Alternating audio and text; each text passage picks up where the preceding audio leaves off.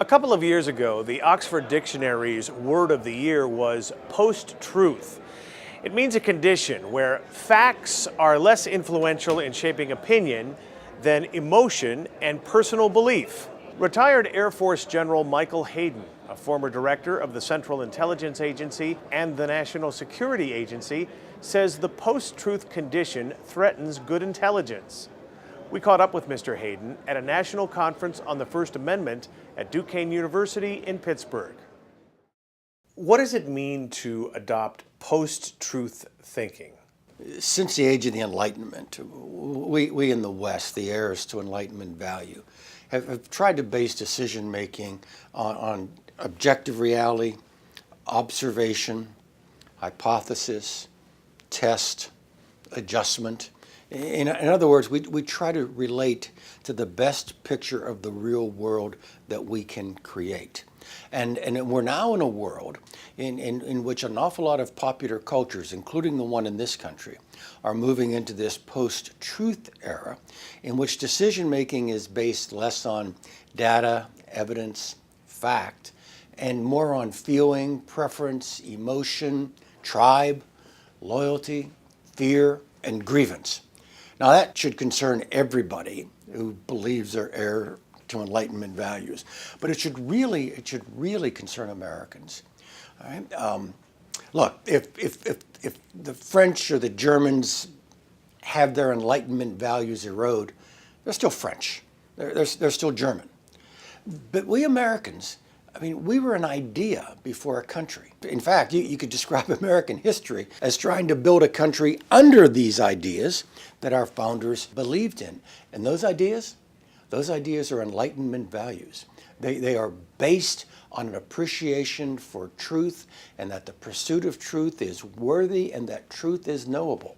And if we jettison those values, we actually threaten our own identity as Americans, because it's been those ideas and those values that make us who we are. Not blood, not soil, not shared history.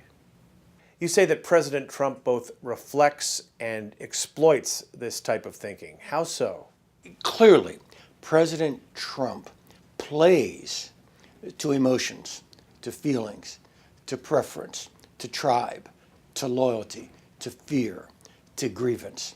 And so, although he's riding this wave of post-truthism, as a candidate and now as president, he reinforces that drift, that decision-making based on things other than data. Look, we've got a caravan of 4,000 Central Americans trying to transit Mexico, coming to the United States border. The president is describing that like it's the Second Battle of Kursk, which is the largest tank battle in recorded history. When in reality, what we're talking about are busloads of people. But he is portraying it because it is useful for him. He is portraying it in terms of fear and grievance rather than a fact-based approach to it. People like you in the intelligence world have surely dealt with difficult and obstinate presidents. Is Donald Trump any different? Yeah, he is different. So I wrote a book recently, and I did a lot of research, and it was really expanding for me. I kind of got out of my routine approach. I talked to philosophers and historians and so on, because what's going on here is broader than intelligence. But I did talk to intelligence people, and I talked to a former PDB briefer, President's Daily briefer. So not current, but former. And just trying to get a sense, in essence, answering the question you just asked me.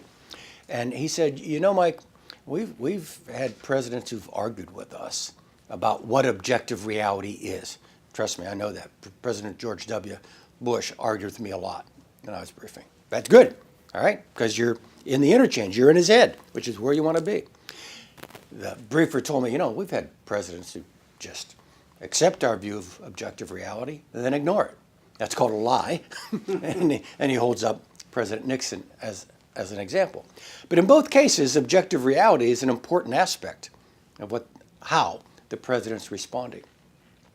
He then said, do you remember that speech President Trump gave to the Boy Scouts in West Virginia summer a year ago? I mean, a little over the top maybe for 12-year-olds. And there was a lot of public commentary that that was not an appropriate speech. And then the president, a day or two later, says, the leaders of the Boy Scouts called me. They said it was the greatest speech ever given at their annual jamboree. And then the PDB briefer says to me, you know that didn't happen, right? I go, yeah, I know that didn't happen. And then he says, do you think he does? Do you think the president actually makes a distinction between the past that happened and the past that he needs? And that's a genuine question. And the way I phrase it is that objective reality is not the instinctive departure point for what President Trump says or does. For many Americans, particularly Trump supporters, this is not a problem. In fact, you met with many of these people, a few dozen Trump supporters, in a get-together that your brother arranged in the back of a Pittsburgh sports bar. How did that meeting go? As I looked around the room, what I saw were people who went to work, paid their taxes, went to church, volunteered, made sure their kids did their homework, and if I had gotten a flat tire leaving the sports bar, almost all of them would have stopped and tried to help me. All right? So we're talking about the salt of the earth here, real Americans. I also make the commentary that I didn't take a poll, but I'd be willing to bet you that as a proportion, there were more veterans, parents of veterans, or children of veterans in that back room of the bar than have been in any green room or boardroom I've been in since I left government. So I need to, first of all, level set who these folks are. Fundamentally, they're my folks. They're people I grew up with. But they do believe in the president. And there is, to my mind, a fair amount of post-truthism. I actually asked a question. Here's kind of the watch this space. It kind of demonstrates what happened. I said, come on, how many people really believe that Barack Obama wiretapped Trump Tower? I go, really? I said, I used to run NSA. I know how this works. Number one, they wouldn't do it. Number two, they couldn't. The plumbing doesn't work that way. What evidence do you have? And there was one person in the front row, put arms out, shrugged shoulders, and said, Obama. That was it. What's that phrase? QED. Thus it has been demonstrated. That is the essence of post-truthism. I spent a lot of time in the book trying to explore why do these people feel that way, and why do I get that answer? Because we come from common roots. Right? Frankly, I think we share values, and the answer I came up with was that the effects of globalization have rested unevenly on the American people. I'm a career military officer. I left the city 50 years ago. The winds of globalization have been at my back for all 50 years. It has made my life more rewarding in every definition of the word rewarding. And for most of the people in that room, the winds of globalization have been in their face. And I think that was the difference. So why are so many people willing to accept this false narrative, the lies that President Trump is telling? That's a great question, and one I don't know the answer to, and I wonder about every morning when I get up and look at what's happening inside our country. So I really don't know. Again, I try to get out of my comfort zone. I try to understand as I'm writing the book, not just criticize or comment. And a thought that some people have shared with me, and it occurred to me as well, that it might be that they believe he is addressing a deeper truth beyond the specific fact-based or non-fact-based observation that he's making at the moment.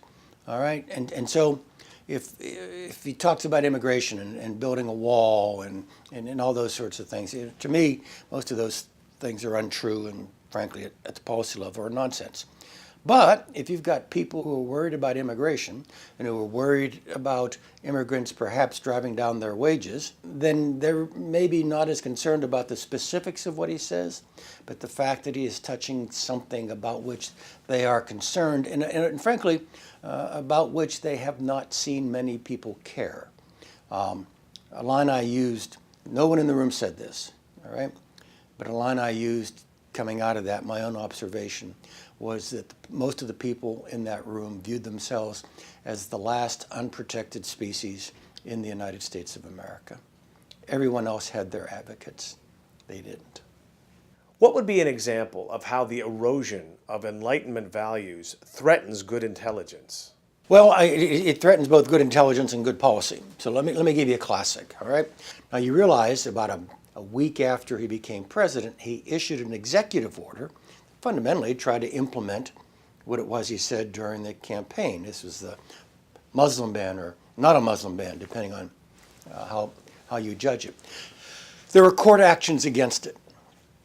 Do you realize that 5 former directors or acting directors of the Central Intelligence Agency, a former director of National Intelligence, and a former director of America's Counterterrorism Center, actually filed an amicus brief with the court opposing the executive order on security grounds, not fairness or anything like that.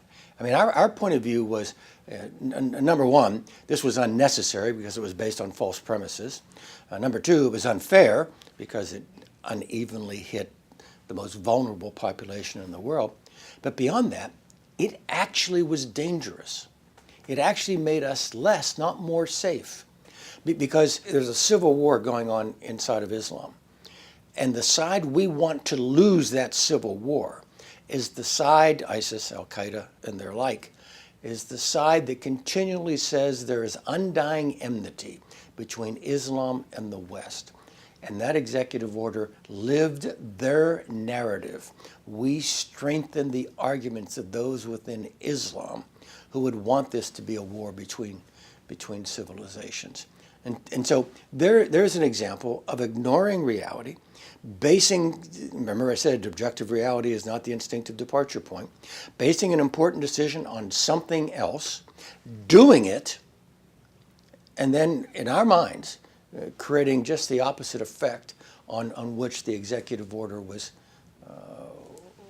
justified. You say it's become clear to you that security decisions made in the Trump administration follow a certain pattern. What is that pattern?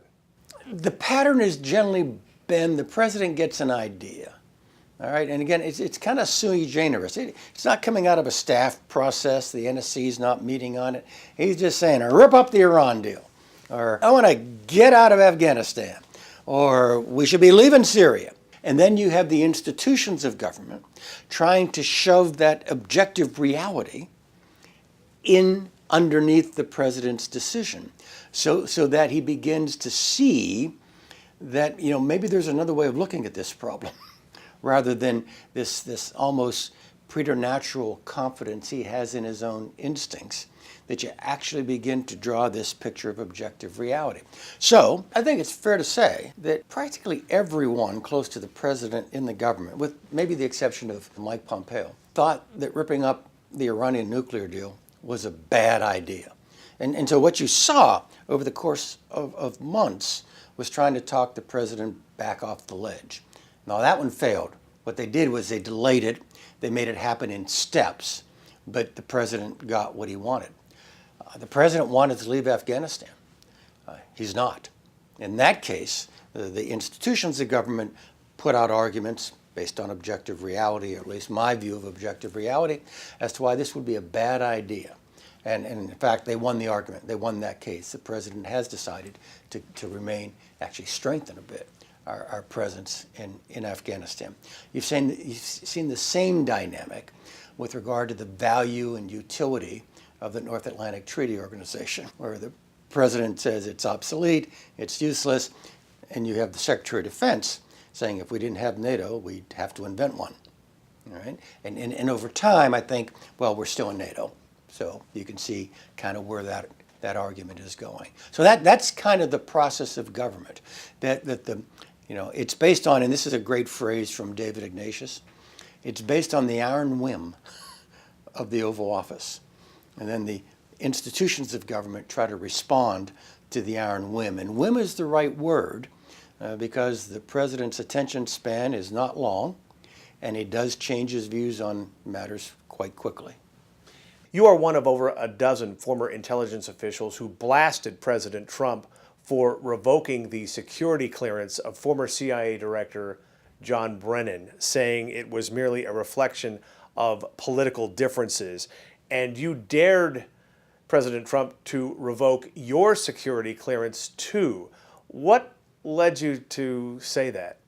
It was simply that John Brennan was being denied his clearance, something to which he would otherwise be entitled, and he was being denied it for political speech. That should be scary. That should make all Americans uneasy. Why is it dangerous to have a president who seeks to punish someone for exercising political speech, free speech? Because it's part of this post-truth drift. In a post-truth world, you don't argue the facts. In a post-truth world, what you do is try to delegitimize those with whom you disagree. So now you've got the corrupt FBI. You've heard what the president said about the attorney general. The intelligence communities are Nazis. John Brennan is this, that, and the other thing. It's not arguing the facts. It's just trying to invalidate the other side of the argument in the eyes of your supporters. And frankly, I go out and talk to folks, and there are a fair number of Trump supporters who actually accept that argument, that the FBI is corrupt, that the Mueller investigation is hopelessly flawed, none of which, from my point of view, is true.